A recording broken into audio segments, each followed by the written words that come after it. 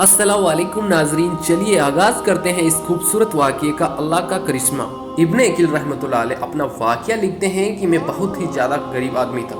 एक बार मैंने काबे का तवाफ करते हुए एक हार जो देखा बड़ा कीमती था। मैंने वह हार उठा लिया। मेरा नफ्स कहता था कि इस हार को छिपा लूँ, लेकिन मेरा दिल कहता था कि मैं हरगिज़ नहीं, बल्कि दयानतदारी का तकाजा यह है कि जिसका हार है उसे मैं वापस कर दूँ। इसीलिए मैंने मुताफ में खड़े होकर ऐलान कर दिया कि अगर किसी का हार गुम हुआ है तो आकर मुझसे ले ले। कहते हैं कि एक अंधा आदमी मेरे पास आया और कहने लगा कि यह हार मेरा है और मेरे थैले में से गिरा है। मेरे नफ्स ने मुझे और भी मलामत की कि हार था भी तो एक अंधे आदमी का, अगर इसे छुपा देते तो शायद किसी को कुछ पता भी ना लगता। मगर मैंने वह हार उसे दे दिया। उस अंधे आदमी ने दुआ दी और चला गया। कहते हैं कि मैं भी दुआएं मांगता था कि ए अल्लाह, मेरे लिए कोई रिज़्क का बंदोबस्त कर दे। अल्लाह ताला की शान में वह वहाँ से हला आ गया। यह एक बस्ती का नाम है। यहाँ की एक मस्जिद में गया तो पता चला कि कुछ दिन पहले इमाम साहब की मौत हो गई थी। लोगों ने मुझसे कहा कि नमाज पढ़ा दो। जब मैंने नमाज पढ़ाई तो उन्हें मेरा नमाज पढ़ाना अच्छा लगा, तो लोग कहने लगे कि तुम यहाँ इमाम क्यों नहीं बन जाते। मैंने कहा बहुत अच्छा, और फिर मैं वहाँ से इमामत के फ़राइज़ अंजाम देने लगा। थोड़े दिनों के बाद पता चला कि जो इमाम साहब की मौत हो गई थी उनकी एक जवान बेटी है। वो इमाम साहब वसीयत कर गए थे कि नेक बंदे से इसका निकाह कर देना।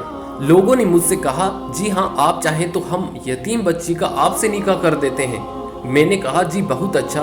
तो उन्होंने उसके साथ मेरा निकाह कर दिया। शादी के कुछ दिनों बाद मैंने अपनी बीवी को देखा कि उसे गले में वही हार पड़ा था जो मैंने तवाफ के दौरान एक अंधे आदमी को लौटाया था। उसे देखकर मैं हैरान रह गया। मैंने पूछा यह हार किसका है? उसने कहा यह मेरे अब्बू ने मुझे दिया था। मैंने पूछा आपके अब्बू कौन थे? उसने कहा वह आलिम थे, इस मस्जिद में इमाम थे और आंखों से अंधे थे। तब मुझे पता चला कि उसके अब्बू वही आदमी थे जिनको मैंने हार वापस किया था। मैंने उनको बताया कि यह हार तो मैंने उनको काबा में उठा कर दिया था।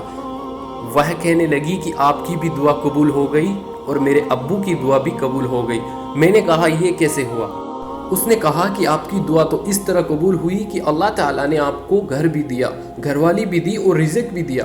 और मेरे अब्बू की दुआ इस तरह कबूल हुई कि जब वह हार लेकर वापस आए तो वह दुआ मांगते थे कि ए अल्लाह, एक नेक लड़के ने मेरा हार मुझे लौटाया है।